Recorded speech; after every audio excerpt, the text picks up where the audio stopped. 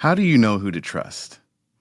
There are so many instances whether you're dating somebody or trying to get to know somebody, your coworker's a new boss at work, or just people that you find on the internet that's trying to sell you advice.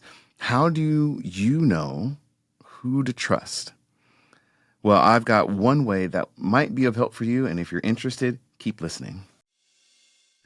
You are the good one, the rule follower, the peacekeeper, always putting others first, just like they taught you.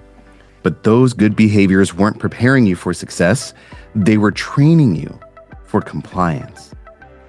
If you're exhausted from always putting others first and managing everyone's emotions while your dreams take a back seat, what if I told you that that's the same emotional intelligence that is your untapped superpower? Hi, I'm Rico Armstrong, and this is the podcast that helps you break free from the people-pleasing compliance trap and master the hidden language of influence and leadership that transforms your dream career and relationships into reality. So how do you know who to trust? I got a couple of tips for you on that. And the reason why this came over me is because there's something that keeps repeating personally in my life. And I think it keeps repeating because I keep forgetting the lesson. And so I hope you do a better job than I do. And the lesson that I learned was when I was a kid. When I say a kid, I mean, I'm 42 now, but I'm saying like when you're a teenager, early 20s, you're so young and still learning people and how to interact in society. Well, you're also trying to date. You're trying to figure out things. And as a guy's perspective, I'm like, how do I connect with women? Like, what do I say? What do I do? What do I believe? Because, and women, I'm sure you're in the same boat, just, in a female body, but people lie when you're dating them. They say they're into things. They say they got goals and ambitions. They say so many things. Or even if you're not dating them, just even like casually, you meet somebody new and it's kind of exciting or whatnot. And then you find that they're saying things that they don't really even believe. And so over time, it's just like, well, how do you know who to trust? And so in my teenage life and in my early 20s, what I discovered is I would hear people's word and I would take it at face value at the beginning because that's all I knew.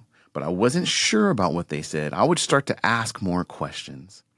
And so there's two things that would happen. One, they would eventually contradict what they would say earlier. As I say, one truth that I really believe is that everybody tells on themselves if you just give them enough time. Everybody tells the truth on themselves if you just give them enough time and maybe ask the right questions, right? Second thing that I would do is I would look at what they've done based off of the stories that they would tell me or what they are actually doing. All right. So, for example, again, in my younger years, I grew up in a religious household. And so some people in the church would be like, I'm going to be a missionary and I'm going to dedicate my life to God and spread the good word everywhere and live a life of poverty doing it. And I was like, oh, wow, that's very commendable. And then I would ask them more questions and a couple things would come out. A couple things, they really just wanted to travel and have fun. I was like, well, you can't live a life of poverty and do all the partying that you say you want to do and do the other thing, right? So all of a sudden I'm already like kind of scratching my chin like this. If you see me on the video, like, And then I would see their actions of what they're currently doing.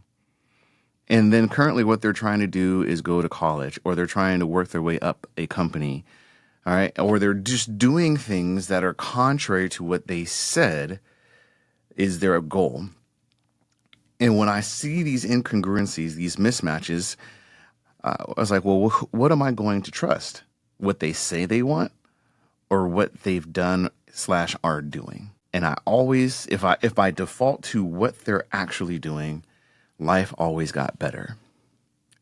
However, I often have made the mistake of not listening or not believing what I'm hearing or seeing because I like the person.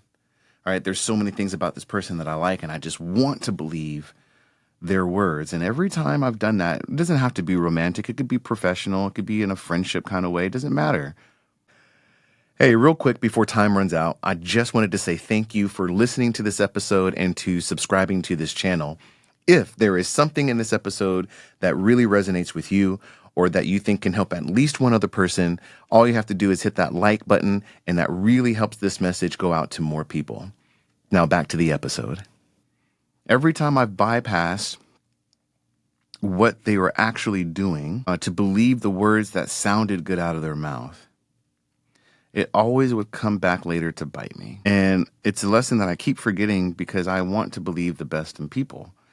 And I'm not ashamed of that, and I don't regret it. I think that if we are always skeptical of people, that doesn't necessarily, it'll protect you in some ways, but I don't know if anybody's really happy if they're constantly skeptical. And it turns out that we are actually naturally wired this way. There was a book that I was reading, and I wish I could remember the name of it. I'll have to come back and let you know. But basically, it was a book by Malcolm Gladwell, one of his most recent books, and it just talked about, I think something about how to talk to strangers. That's it. How to talk to strangers. That was the book. And in that book, he talked about how even some of the smartest people, some of the most well-trained people, we're talking about like spies and government officials, like trained to like deceive or to detect lies or honesty, how even they get duped. And how does somebody like who is super well-trained get duped by other people?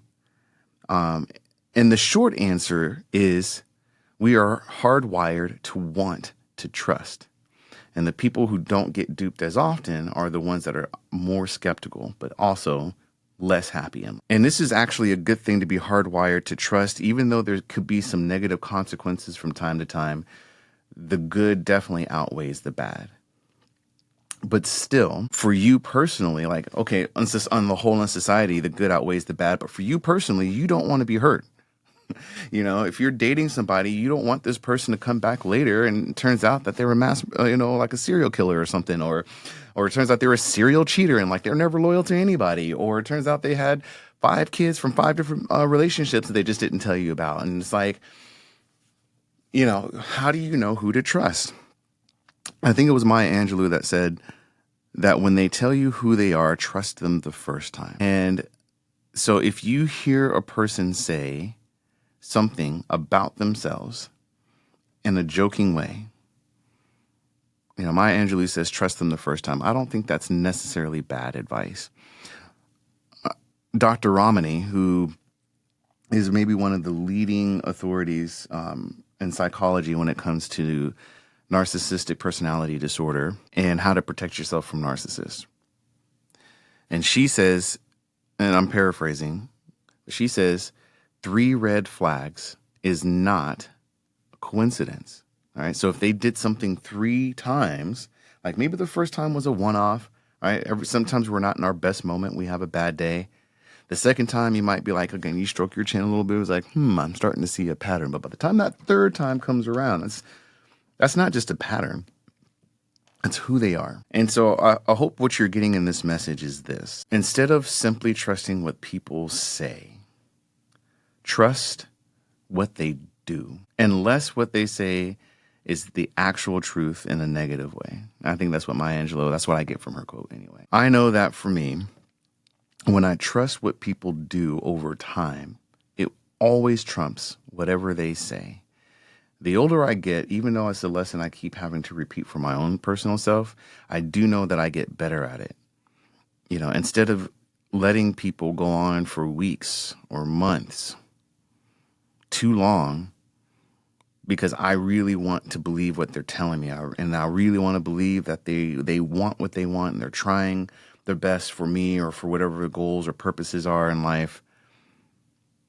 I'm getting quicker at recognizing that if they have a pattern very early on within the first, day or two or a couple weeks, I know to expect that this is who they are until they prove otherwise. And I say that not to be harsh. I think people can always change, and I think people can always be better. But in the context of having a certain expectation, because I want to believe what they say, just to be disappointed when they are consistently not meeting that expectation and being crushed by it, or worse, you get into a serious relationship with somebody. Or worse, you get hired by a company that promise you so many things, but then they don't follow through and you're stuck working with that company, right? Whatever commitments that you need to make, I think it is well worth your time to compare what people say to what they're doing and what they've done in the past. Because a person's actions over time will always be greater than whatever the words they're trying to tell you to seduce you. Tell me what you think about this advice. I look forward to hearing your comments. Thank you for hitting that like button, because it does help this channel and get this message out to more people, as well as support the efforts of a new book that I am writing that's going to come out to help you advance your careers and relationships, both personal and professional. And that is all for now. I look forward to talking with you guys next time. Now, if today's episode resonated with you, check out our Impact Leaders Circle on our website. And until next time, remember, you weren't taught to communicate, you were taught to comply. But you are more than just a people pleaser. Let's rewrite that script.